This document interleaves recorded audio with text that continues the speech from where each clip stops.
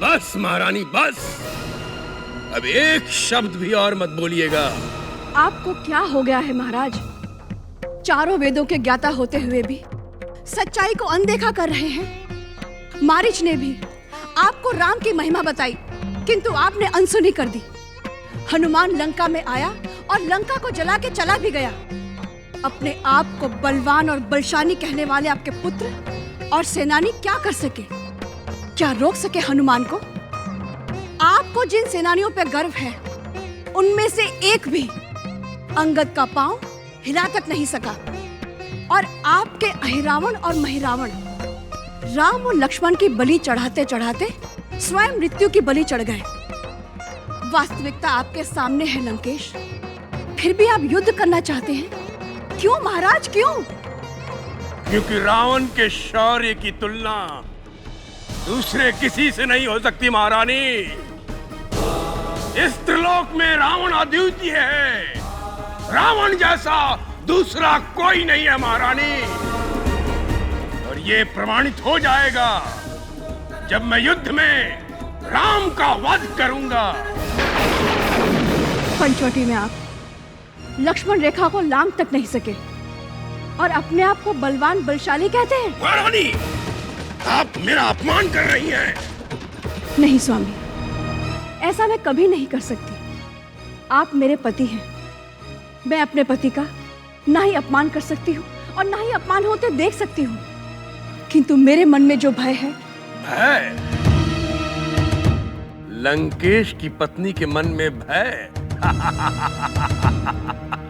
आज भी जब हमारा परिवार भोजन के लिए इकट्ठा होता है तो अक्षय कुमार का रिक्त स्थान देखकर मेरी अंतरात्मा रो पड़ती है। क्या दोष था मेरे पुत्र का? यही ना कि उसके पिता ने राम की पत्नी सीता का हरण किया है। महारानी! सूर्योदय होने में अभी पूरी रात बाकी है लंकेश। राम की पत्नी सीता को लौटा दीजिए। महारानी मंदाकिनी! युद्ध को टाल दीजिए लंकेश। अब न युद्ध टलेगा न राम का वध।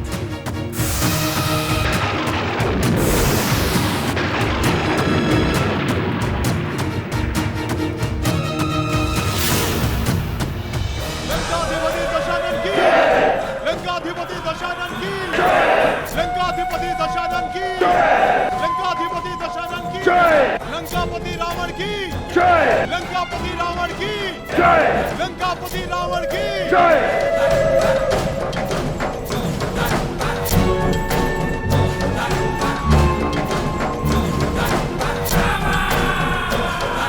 मैं जानता हूं पंचवक्त्रम के ध्वस्त होने के पश्चात आप सबके मन में प्रतिशोध की ज्वाला भड़क उठी है। आज तक राम के साथ हमने परोक्ष युद्ध किया है, अब हम राम के साथ प्रत्यक्ष युद्ध करेंगे। आज तक राम ने आक्रमण किया है, अब हम युद्ध करेंगे। और वो कोई खेल नहीं होगा, कोई मनोरंजन नहीं होगा, अपितु राम के मनभंजन करने वाला युद्ध होगा। युद्ध! लंकेश की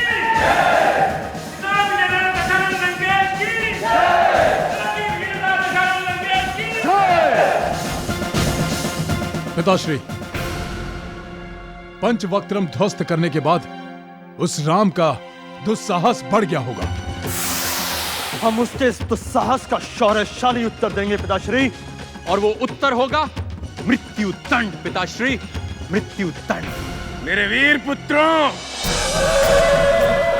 मुझे आपकी वीरता, आपके शौर्य और आपके बल पर उतना ही विश्वास है जितना अपने आप पर। आज तक आपने जितने भी युद्ध किए, हर युद्ध में आपने विजय प्राप्त की है। जितने भी योद्धा आपके सामने आए हैं धराशायी हुए हैं, और विजयश्री आपकी सेविका बन गई है। लंकापति दशानन की लंकापति दशानन की वीरों, आपके धनुष से निकले हुए हर बाण शत्रु के मर्म स्थान का भेदन करना जानते हैं। आपकी तलवार को शत्रु के खून से स्नान करने की आदत पड़ चुकी है। आपकी गर्जना से पर्वत तक कांप उठते हैं। युद्ध भूमि में आपके दर्शन मात्र से शत्रुओं के हृदय की गति रुक जाती है। ये है आपकी धाक, आपका दबदबा। और ये सब जानते हुए भी राम विजय प्राप्त करने के लिए आपके साथ युद्ध करना चाहता है।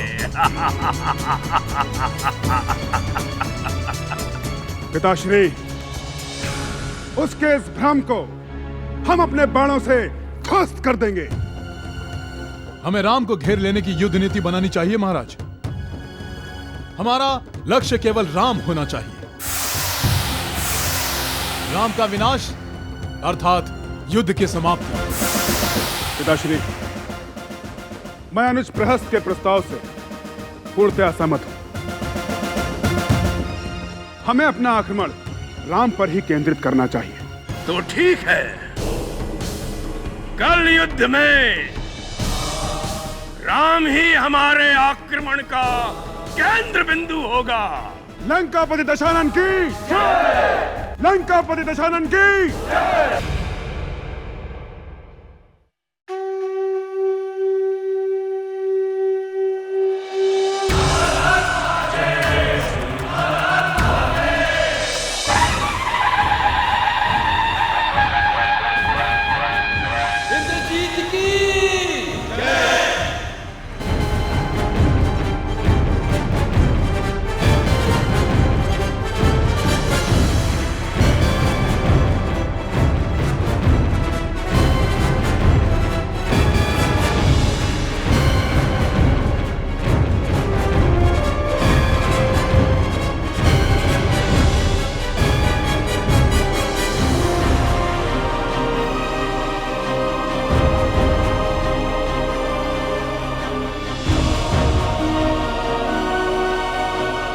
मां, मुझे विशेष आशीर्वाद चाहिए।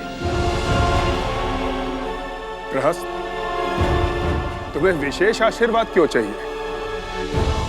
इसलिए कि रणभूमि में ऐसा प्रचंड युद्ध करूं, ऐसा पराक्रम दिखाऊं कि त्रिलोक बोले प्रहस्त अपने पिता महाबलशाली दशानन लंकेश और भ्राताश्री मेघनाथ की तरह पराक्रमी है। विजय भव पुत्र।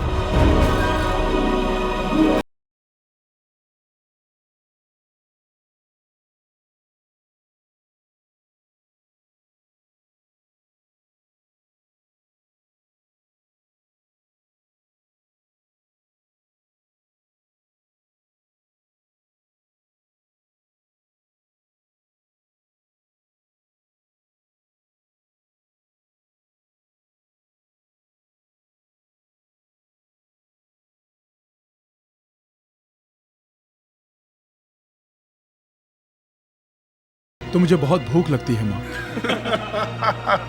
जानती हूँ, आज मैं तुम्हारा मनपसंद भोजन अपने हाथों से बनाऊंगी। विजयी भव।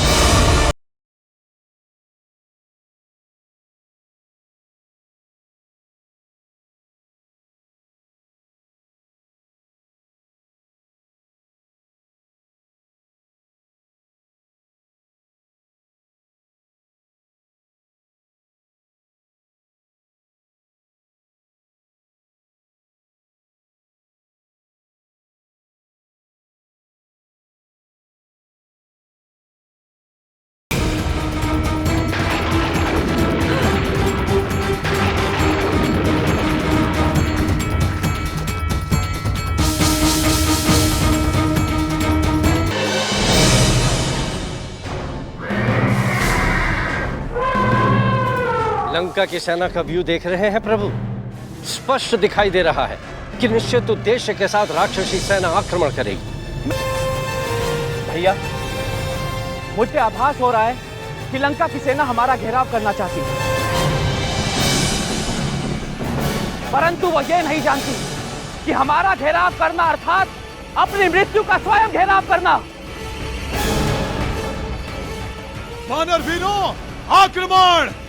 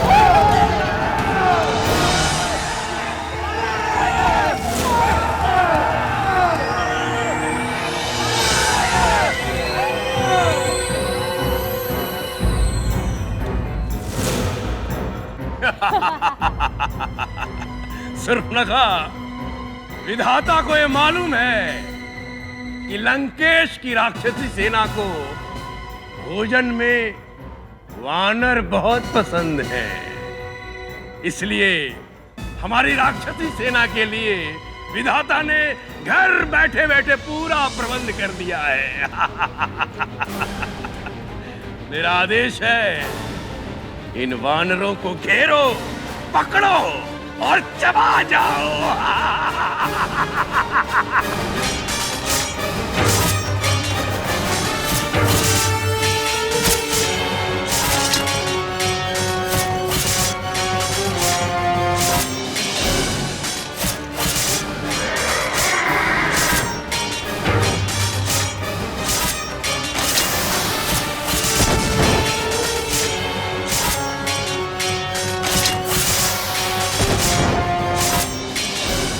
इतना अहंकार, इतना घमंड, दुष्ट रावण को अपनी विजय का इतना अति आत्मविश्वास। माता त्रिजटा, पोदना पक्षी जानती हो, दुष्ट रावण का अभिमान भी उसी पक्षी की तरह है। वो पक्षी जब सोता है तो अपने पैरों को आसमान की तरफ करके सोता है। कहीं नींद में भी आसमान गिरे तो अपने पैरों से आसमान को रोककर अपने प्राण बचा सके। दुष्ट रावण की यही दशा है। उस पर आसमान गिर रहा है और वो अपने पैरों से आसमान को रोकना चाह रहा है।